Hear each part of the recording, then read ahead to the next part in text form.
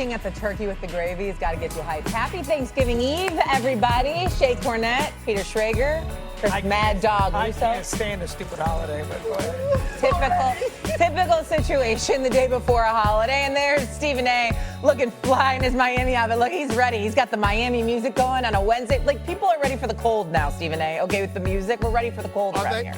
Are they? Yes. I don't know if that's the truth. I mean, I know that you have to surrender to it because you might be limited to where you can go because of obligations, et cetera. But I believe anybody that got the opportunity to be in the places that I'm in, they would take that. Maybe. I don't know. I'm ready for the snow. Maybe it's just my cold blood.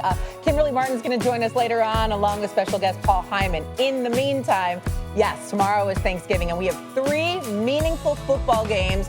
And right around when that turkey is going to be served, so will 2 great quarterbacks going head-to-head when the Chiefs face off with the Cowboys. Dallas has won 2 in a row. They're clinging to their playoff hopes. Chiefs are in need of stacking wins, and they hope to do that on Thursday afternoon. Here is what's going to happen. Okay, take a listen. We got to win every game at this point. And the Philly game doesn't mean anything right now. Nothing that's happened up to this point really means anything other than it's put us in a position to be must-win games. And so, as I said, we're not going to necessarily just go out there and do that on Thursday. That's through the week. And just the way that we prepare, the way that we're communicating, the way that we're taking the necessary steps to get our bodies right and to go out and play our best game on a short week. We're grinding in here right now and getting the whole game plan in and making sure everybody's prepared and ready to go. But I think we're excited to get to go out there and play on Thanksgiving against a really good football team and the whole world watching. All right, so Mahomes leads the league with just over 270 passing yards per game. Dak Prescott right behind him, 267 yards a game. According to the Elias Sports Bureau, this will be the 3rd ever Thanksgiving Day game between the top 2 players in passing yards per game. The others were in the 1950s. Doggy maybe remembers that. I don't know if the rest of us Bobby do. Lane. There you go. There you go. When it comes down to it, though, which quarterback needs to have the better game? Is it Mahomes or is it Dak Prescott? What do you think, Schrager? You know, I spoke with the NFL's head of broadcasting yesterday, Oh. Bose, and Ani told me that the #1 rated regular season game of all time was the Giants and Cowboys a few years ago on Thanksgiving, and 42 million Americans watched. They're expecting 50 million people will be watching this game. The stakes are so high because both seasons are on the line. I have a long history with Patrick Mahomes and Andy Reid in big games. This is just another game for them. They need this to stay in the playoff hunt, but when you talk about their history together, this is an anecdote, this is a footnote, this is something that's, 20th in their all-time game. Dak Prescott and Brian Schottenheimer, this might be the biggest game of their lives right now. I know Dak has played in playoffs, but when you're talking about a team whose season was all but done and dusted after that Monday night loss to Arizona, Prescott needs to step up, and Dak Prescott needs to answer the call. He's done it the last 2 weeks. Raiders game coming off what was one of the all-time tragedies that this troop will go through, a real-life situation with Marshawn Nealon in which they came back and responded by looking like a team that couldn't be stopped against a defense that hasn't stopped anyone. And then last week, down 21 points, finding a way and not wavering, not going into the corner. They found a way to respond and get 24 points and beat the Eagles in what was Dak's biggest regular season win, I think, of his career. Now you're talking 50 million people watching. America's team, the Cowboys, versus the world's team, the Chiefs. Mahomes and Andy Reid staring at you in the barrel of a gun. And then you've got here Dak Prescott. I believe it's on Dak. We did a top 10 list on this very network before the season started. And Stephen A., you were in on all these shows. And we dissected that top 10 list. It was Jeremy Fowler, a reporter here at ESPN, pulled 50 different decision makers, and they made a top 10 quarterbacks list in the league.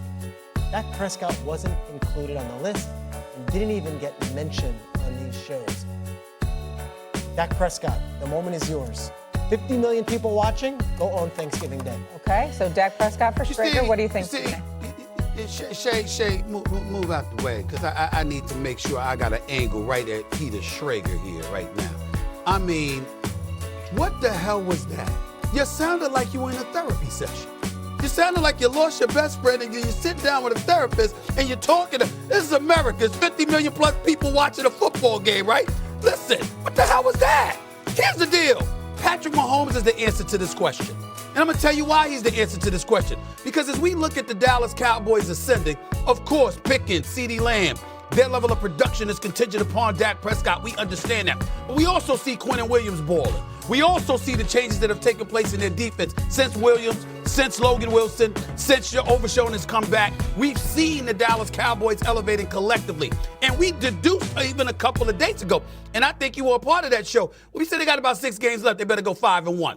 I think this is the one loss. Then they're gonna run the table and win the next 5. They gotta go 5-1. But that's the conclusion that we came to. When we look at the Kansas City Chiefs, what are we looking at? You're in 3rd place. You got 2 teams against you in your own division, in the Chargers and the Broncos.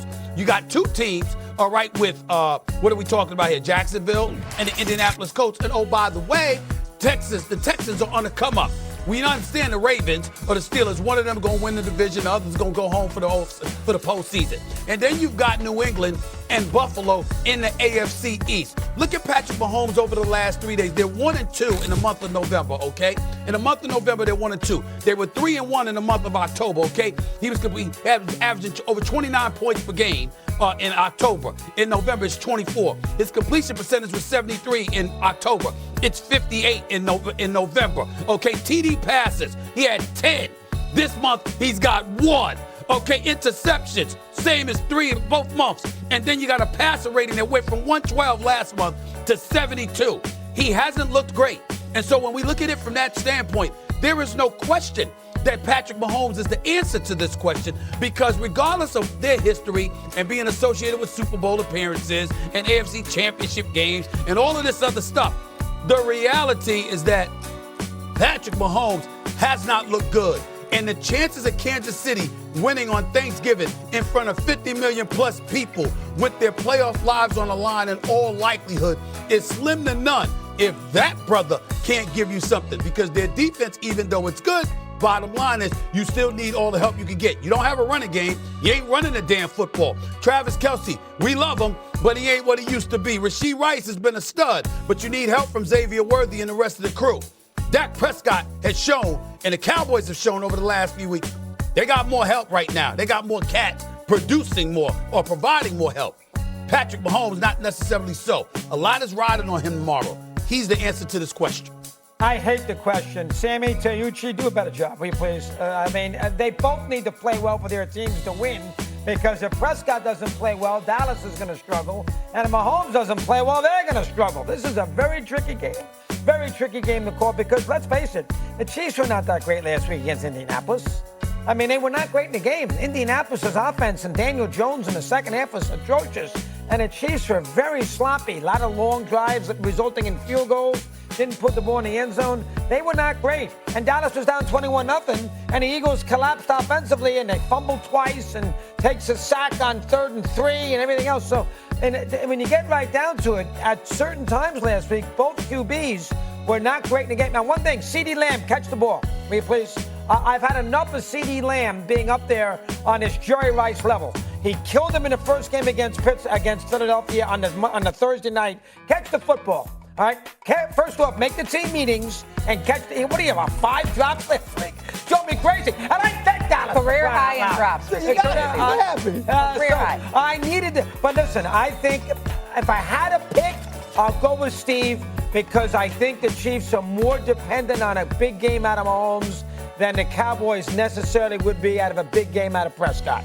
But I think it's basically even, because if either one of these QBs has an off day, this game is so tight and the offense is so much important with the 2 quarterbacks that I don't know if they can overcome it. So generally, the question's terrible, but generally speaking,